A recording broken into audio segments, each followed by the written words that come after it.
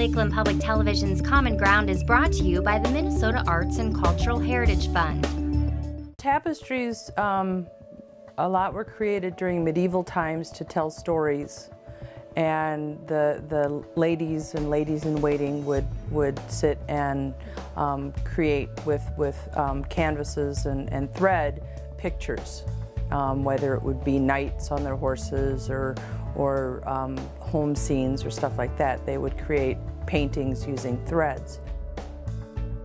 So I started doing loop embroidery and working with the women's arts of sewing and embroidery.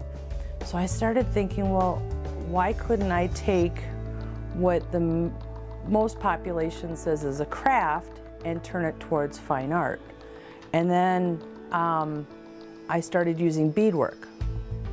And my interest started flowing towards thinking about people and long hair, and if the hair were strands of beads, and having the images with the hair flowing and being held and brushed, and and then changing it into the embroidery and beadwork as a painting. So then I had to figure out how to make the figures look three-dimensional.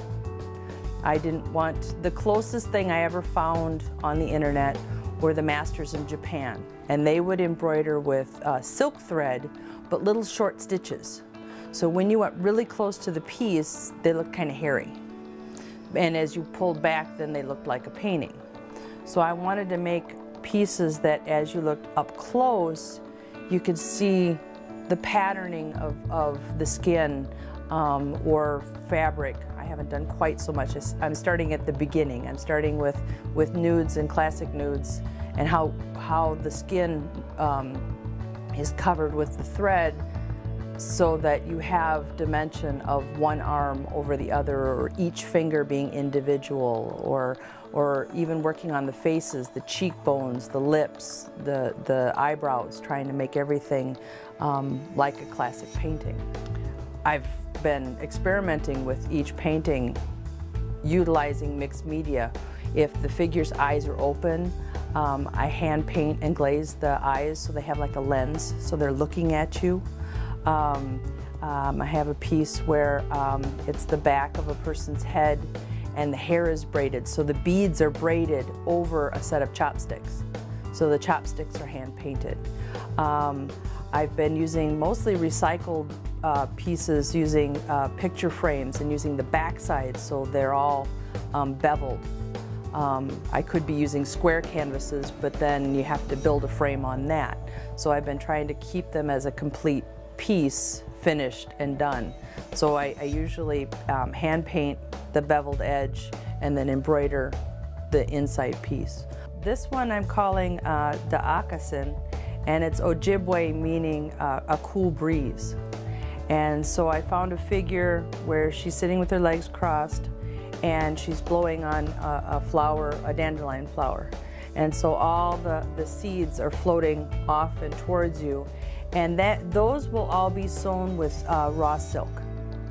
So her skin will be in cotton, her hair will be in glass, and the dandelions will all be in silk. I've depicted the shadows in brown, and then I've used a yellow colored pencil trying to give me my highlight marks so I know where to make it brighter and pop. On this piece where she's blowing on the dandelion, I will be trying to utilize the threads to give the form of the cheeks and the lower jaw so that it looks like she is blowing at the flower to make the seeds fly. So that's why I picked A Cool Breeze as the title of this piece.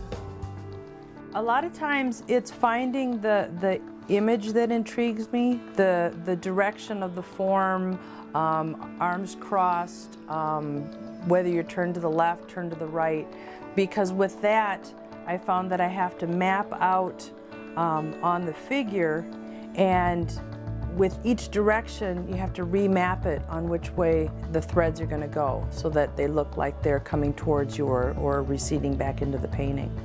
So I do that, and then with colored pencil or marker, I draw out my highlights and my shadows, and then I fill in from there to give it the depth and the form.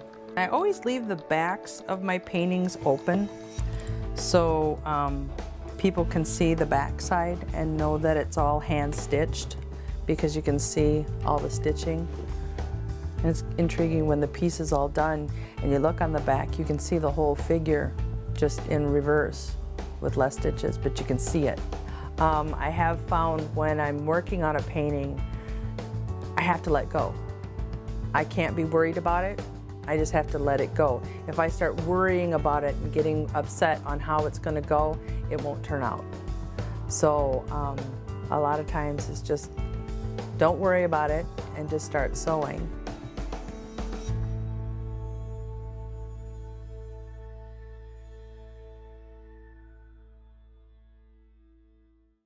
If you enjoyed this segment of Lakeland Public Television's Common Ground, consider making a contribution at lptv.org. If you have segment ideas pertaining to North Central Minnesota, contact us at legacy@lptv.org.